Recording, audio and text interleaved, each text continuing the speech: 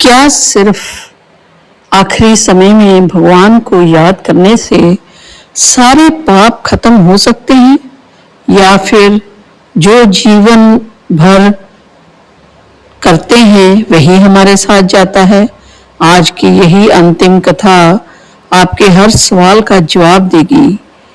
एक नगर में हरिदास नाम का एक व्यक्ति रहता था।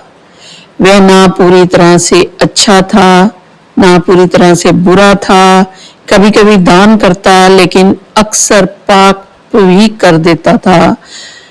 भगवान को मानता था, लेकिन याद कम करता था। वह सोचता था अभी जिंदगी है, बाद में पूजा कर लेंगे। हरिदास का जीवन यूं ही चलता रहा, कभी भक्ति, कभी पाप, कभी सेवा, कभी अहंकार।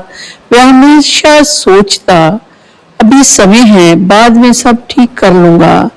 एक दिन वैशाख मास में एक प्यासा साधु उसके पास आया। बोला, बेटा थोड़ा पानी दे दो। इस बार हरिदास का मन पिघल गया। उसने उसे पानी पिलाया और साधु ने आशीर्वाद दिया, भगवान तुम्हारा भला करे। कुछ समय बाद हरिदास अचानक बीमार पड़ गया और एक रात उसकी मृत्यु हो गई। जैसे ही उसकी आत्मा निकली, यमदूत भी आए और साथ ही दिव्य प्रकाश भी प्रकट हुआ। भगवान विष्णु के दूत भी आ गए। दोनों के बीच विवाद हुआ। यमदूत बोले, ये पापी है। विष्णु दूत बोले, इसने पुण्य भी किया है।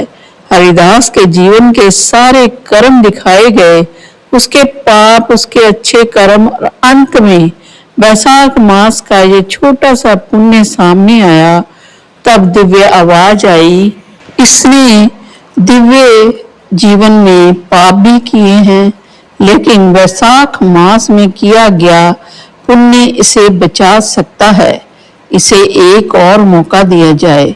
हरिदास को सीधे स्वर्ग नहीं मिला, उसे पृथ्वी पर फिर से जन्म दे दिया गया। उसने अपने पिछले जन्म की यादें थी, लेकिन इस बार उसे पिछला कुछ भी भूला नहीं था। अब हरिदास बदल चुका था। वह रोज भगवान का नाम लेता, गरीबों की सेवा करता, जलदान अन्नदान करता, और सबसे जरूरी वह वैशाख मास का पूरा पालन करता। तो दोस्तों, भगवान हर किसी को मौका देते हैं, ऐसा जरूरी नहीं है, लेकिन उस मौके का सही उपयोग करना जरूरी है। सिर्फ अंत समय में भगवान को याद करना हमेशा पर्याप्त नहीं होता, लेकिन एक सच्चा पुण्य आपका जीवन बदल सकता है। चलिए एक और कथा की ओर चलते हैं, जो कि शिव पुराण के अनुसार है। मैथिली पूछने लगा कि हे विभो, जब कामदेव जल गया तब उसकी उत्पत्ति किसी से हुई, और कर्म वशांत उसे कौन कौन से दुख भोगने पड़े? हे ब्राह्मण, मुझे इस बात के सुनने की बड़ी ही अभिलाषा है। यह कहकर मेरा संदेह मिटाइए। यह सुनकर श्रुतदेव कहने लगे कि मैं स्वामी कार्तिकेय के जन्म की कथा कहता हूँ। इसके सुनने से सब पाप नष्ट हो जाते हैं। यह कथा यश को बढ़ाने वाली, पुत्र देने वाली और धर्म करने वाली है, संपूर्ण रोगों का नाश करने वाली है। हे राजन, जब महादेव जी ने कामदेव को भस्म कर दिया, तब कामदेव की स्त्री रति अपने सामने पति को भस्म हुआ देखकर शोक से मूर्छित हो गई। जब 2 घड़ी पीछे चेत हुआ, तब अनेक प्रकार के विलाप करने लगी।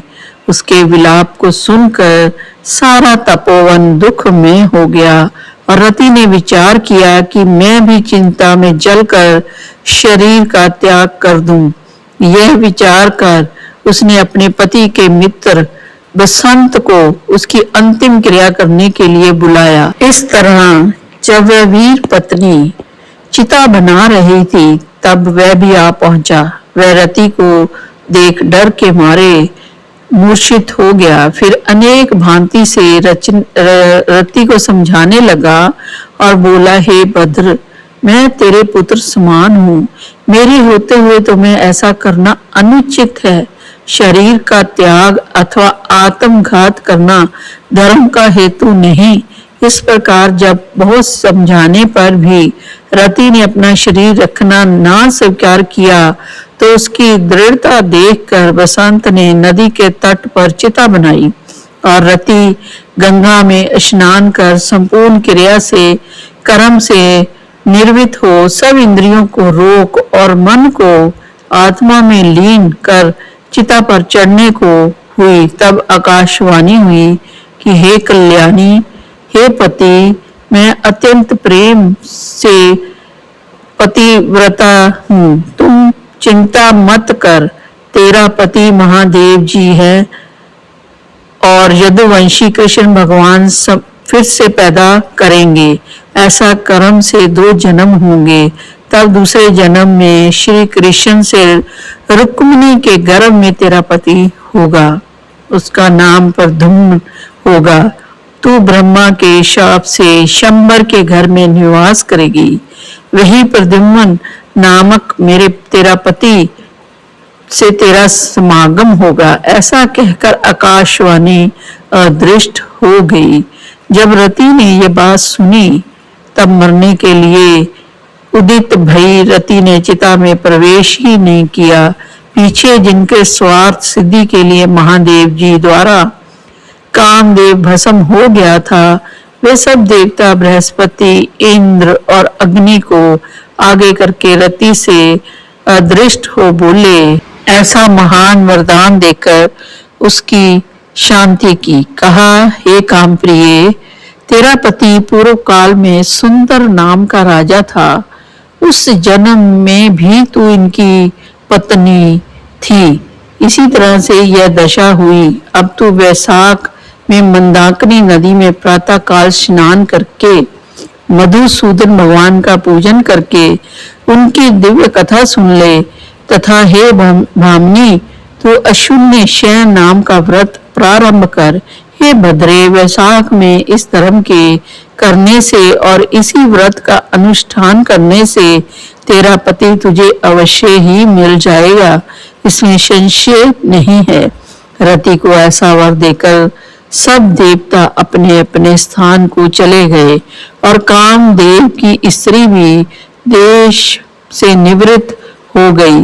वे मेष की संक्रांति में गंगा स्नान करके बड़े उत्तम मन से अशून्य शयन व्रत कर धारण करती हुई इसके पुण्य के प्रभाव से तत्काल महान कामदेव को उसको दिखाई दे गया और ऐसा पराक्रमी है कि इसके पराक्रम का कोई नहीं रोक सकता।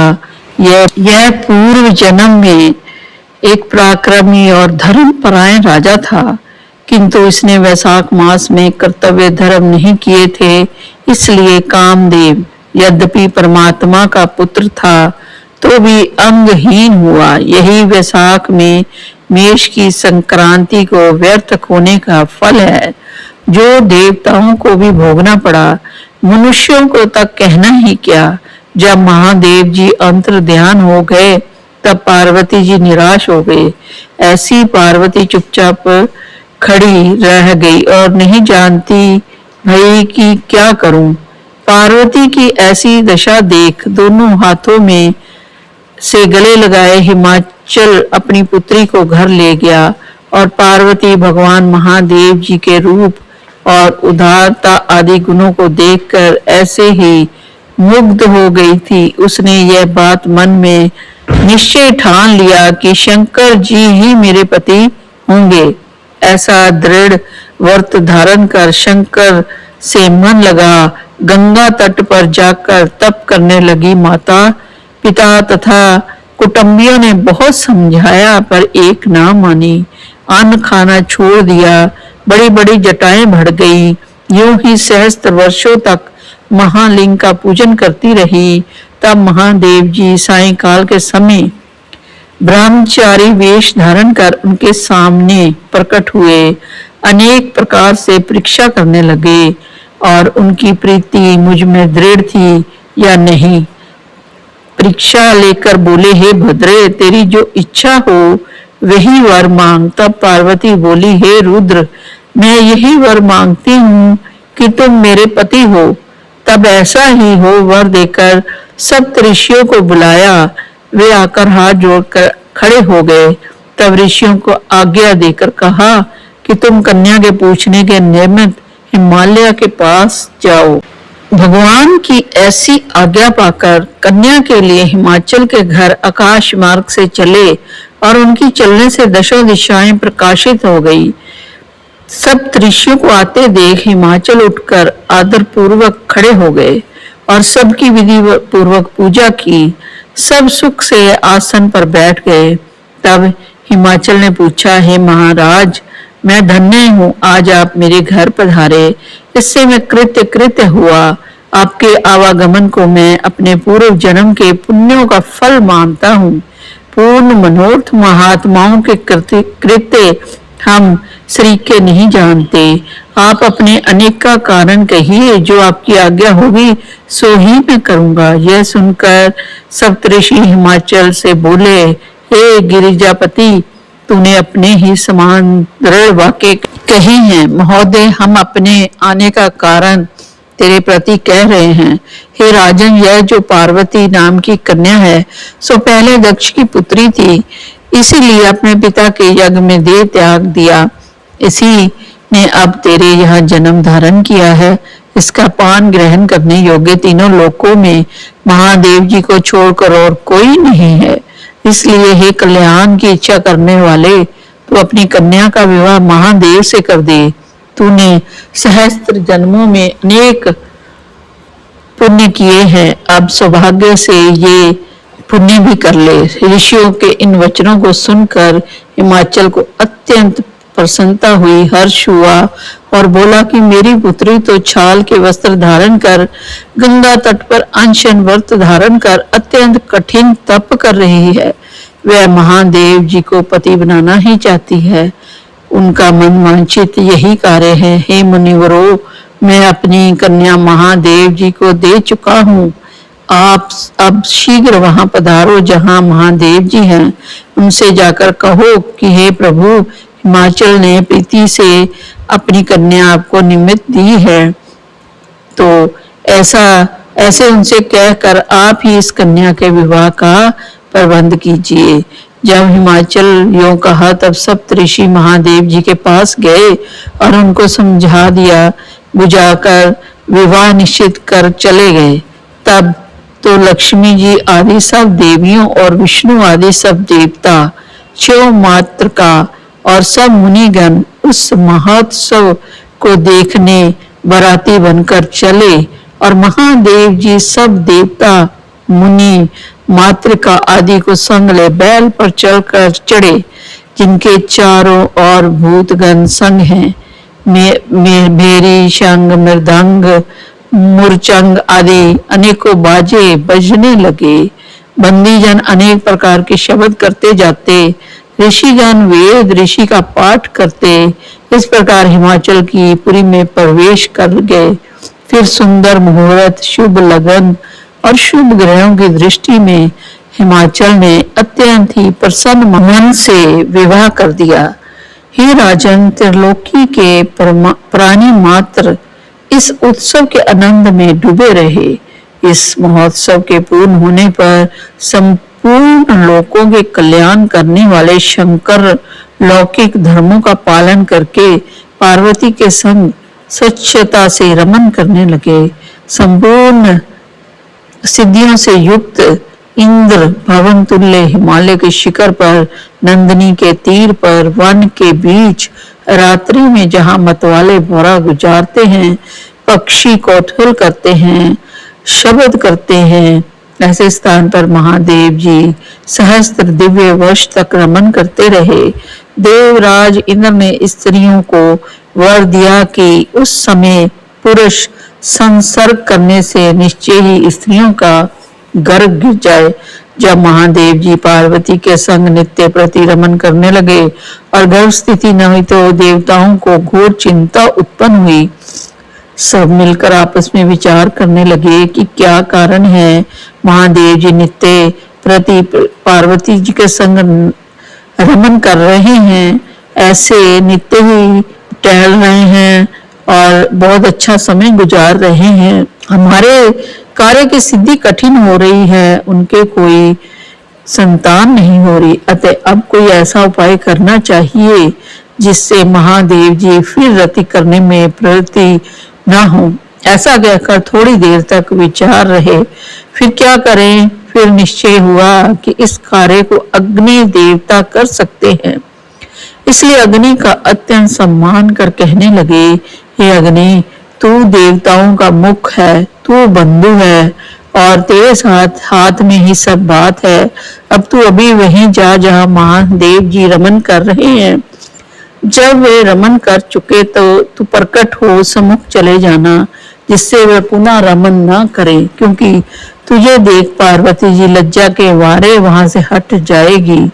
तू शिष्य होकर शिव जी से प्रश्न करना, ऐसे प्रश्न के बहाने से महादेव जी का बहुत सा समय लगा देना। ऐसे बहुत काल व्यतीत हो जाने पर पार्वती जी से स्वामी कार्तिक का जन्म होगा। जब देवताओं ने ऐसे प्रार्थना करी तब अग्नि ने कहा, अच्छा मैं जाता हूँ। यूं कहकर महादेव जी के पास गया। रमन करते समय अग्नि चला गया, पहुंच गया, लेकिन शिव जी ने उसे फटकार कर भगा दिया और माता पार्वती के बड़ा ही शूरवीर पुत्र कार्तिकेय पैदा हुए।